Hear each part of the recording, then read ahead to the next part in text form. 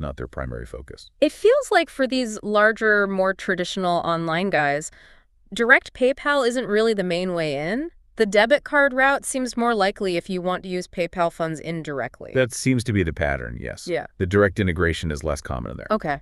Any other platforms that stood out on the list? Well, there's Tasty Trade. They focus heavily on options and futures. Right, for active traders. And funding via PayPal-linked accounts is mentioned as a possibility there, too.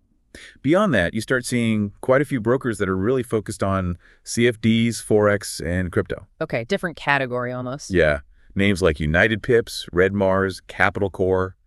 They reportedly accept PayPal, often operate globally, and a key feature they promote is high leverage. High leverage. Now, that's something people need to be really careful with, isn't it? Absolutely. Critically important. Trading CFDs and Forex, especially with high leverage, amps up the risk significantly. It's just a very different beast compared to buying and holding stocks through a traditional broker. That's a really crucial point. Understand the product before you jump in just because they take PayPal. Precisely. These aren't always the best fit if your goal is long-term stock ownership, for example. Right. So we've hit some big names, these specialized CFD Forex platforms. Our source material also listed a whole bunch of others that take direct PayPal. Many seem to be CFD focused too. That's right. The list is quite long. You see Plus 500, Avitrade, XM, Pepperstone, IG Group, though sometimes that's spread betting depending on the region. Okay.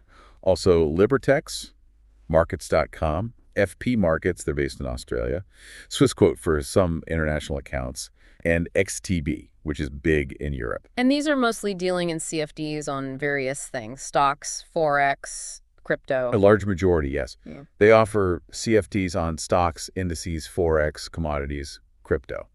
The underlying asset varies, but the mechanism is often CFD trading. So again, if someone's main goal is, say, buying and holding actual shares of Apple or an S&P 500 ETF, these CFD platforms, even with easy PayPal funding, might not be the right tool. That's a fair assessment. They provide exposure to the price movements via CFDs, but it's not the same as direct ownership. The risks, the mechanic, they're different. Your goals and risk tolerance really have to dictate the platform choice here. Makes perfect sense. Okay, let's circle back quickly to the indirect methods. We mentioned the PayPal debit card. Is the PayPal cash card the same thing, basically? Yes. The PayPal cash card functions like a debit card linked to your PayPal balance.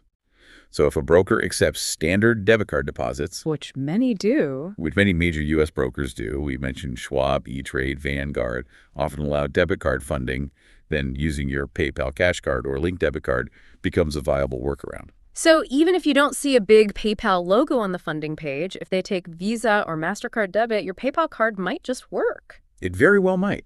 It's drawn from the same PayPal funds, just through the card network.